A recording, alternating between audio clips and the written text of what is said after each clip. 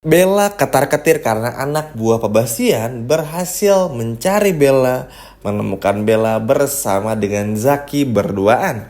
Halo semua, apa kabarnya? Balik lagi sama Mimin. Pada video kali ini kita akan bahas lagi alur cerita untuk episode malam ini. Baiklah yuk, tanpa berlama-lama, mari kita bahas langsung bersama dengan Dramanesia. Yap, sebelum Mimin mulai videonya, ingin mengucapin dulu selamat menunaikan ibadah puasa buat teman-teman yang menjalankannya. Semoga puasa hari ini, kalian ini menjelang sahur dan seharian ini semoga ketika puasanya lancar-lancar aja. Amin ya. Kalau tepat waktu nih, Mimin bakal upload video ini di jam sahur. Tapi kalau agak ngaret ya mohon maaf ya teman-teman. Nah oke, kita langsung aja. Jadi begini, kalau episode kemarin kan lebih banyak permasalahan tentang Galang, Yuda, Rafael, perusahaan, dan lain sebagainya macamnya hingga Lian Bagaskara dan juga Bastian Radian. Kita malah dibikin pusing sama permasalahan perusahaan yang gak beres-beres. Nah, di episode malam ini ada yang sedikit lupa dan luput dari pandangan kita semua tentang anak buah yang sudah disuruh oleh Pabastian untuk ngemastiin apa saja yang dilakukan Bella selama ini. Jadi begini, Pabastian kan akhirnya menyuruh ya anak buahnya untuk ngikutin. Bahkan di episode kemarin aja anak buahnya bilang Bella sempat pulang bertiga dengan Aksa dan juga Amira. Cuman gak lama setelah itu Bella pergi lagi. Nah akhirnya Pabastian nelfon nih kepada Aksa. Di mana Bella? Terus tadi kalian dari mana? Gimana hasil USG-nya dan sebagainya macamnya. Akhirnya Aksa bilang tadi aman aja, cuman Bella nggak jadi tes USG karena Bella sakit kepala. Akhirnya Bella kita pulangin terus istirahat. Aksa sama Mira berangkat ke kantor. Kaget dong Bastian, ada sesuatu nih dari si Bella hingga pada akhirnya Bastian kembali nge-make sure kepada anak buahnya untuk terus mencari tahu. Karena Pak Bastian tahu, kalaupun Aksa tahu nih ibaratnya Bella berselingkuh, mau punya anak di luar dari Aksa, sekalipun misalnya nih, tetap akan sangat sulit buat menyadarkan Aksa gitu loh teman-teman. Contohnya nih, waktu Aksa bikinin cincin perak, bikinin kue, cake untuk Bella. Itu kan semua dibikin dengan kerja keras sendiri. Cuman hasilnya apa? Tahu sendiri dong teman-teman. Hasilnya apa coba? Malah dicemooh, dibenci, dibilang sampah, dibuang. Dan Bella hanya bisa tersenyum dengan cincin yang berupa berlian. Dari sini aja sudah bisa disimpulkan kalau Bella ini tuh cuma mengincar uangnya aja. Nah harusnya di momen ini Aksa tuh udah sadar, tapi itu tadi karena Aksa ini terlalu polos banget orangnya hingga pada akhirnya bikin Pak Bastian tuh juga sadar Aksa nih nggak bisa nih ditekan kayak gitu. Jadi harus ada buktinya dulu. Contoh misalnya gini, misalnya Bella sama Zaki pelukan, divideoin, terus dikirim sama Aksa. Atau misalnya Zaki meluk Bella, terus dipantau sama Bastian anak buahnya, terus nanti salah satu anak buah dari Bastian membawa Aksa untuk ikut ke tempat di mana Zaki memeluk Bella ini. Nah baru kalau udah ada momen-momen kayak gitu, nah ini baru nih yang bakalan bikin Aksa menjadi tegas dan percaya.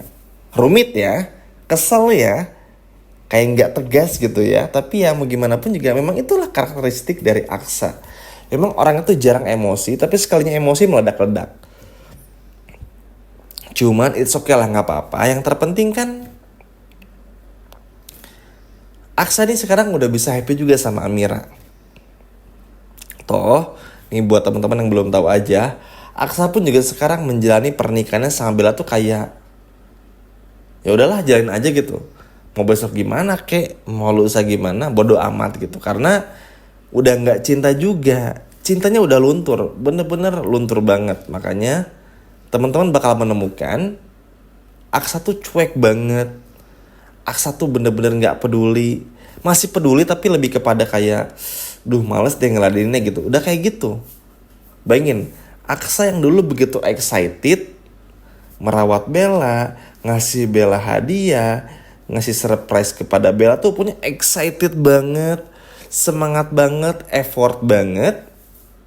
Namun ketika sekarang situasinya berubah 180 derajat. Bener-bener berubah. Dan itu bener-bener bikin Aksa tuh happy malah. Ya gimana gak happy teman-teman. Maksudnya kan Aksa ini udah ngasih cinta, ngasih uang segalanya buat Bella. Apa yang Bella mau Aksa lakuin. Namun ketika Aksa membutuhkan sosok istri yang minimal ngasih minum lah, buatin teh atau kopi gitu loh, itu kan wajar ya. Seorang istri mengabdi kepada suami itu wajar, keharusan malah. Tapi gak Aksa temuin di Bella. Aksa malah menemukan semua yang Aksa inginkan dalam sebuah yang namanya istri. Kelengkapan istri itu ternyata ada pada Amira, bukan ada pada Bella. Sehingga akhirnya semuanya habis kekikis cintanya untuk Bella. Dan pada akhirnya Aksa terus-terusan akan membela Amira. Makanya Mimin tadi bilang Aksa bakal cuek-cuek, lama-kelamaan tuh akan menjadi dingin. Kenapa? Karena ya udah gak peduli juga. Nah, di momen inilah yang pada akhirnya bikin Pak Bastian pun kenapa selalu menyuruh anak buahnya untuk cari kebusukan Bella, biar punya alasan untuk mengusir Bella, dan juga biar punya alasan supaya Aksa anaknya itu gak dibodoh-bodohin lagi. Ya seburuk-buruknya Pak Bastian, sejahat-jahatnya Pak Bastian, kalau untuk anak mah pasti dibela-belain. Semuanya pun juga begitu kan teman-teman. Kalau teman-teman di sini udah punya anak, Mimin rasa mau berapapun biayanya, apapun kesulitannya, sebagai orang tua pasti ingin memberikan yang terbaik ya.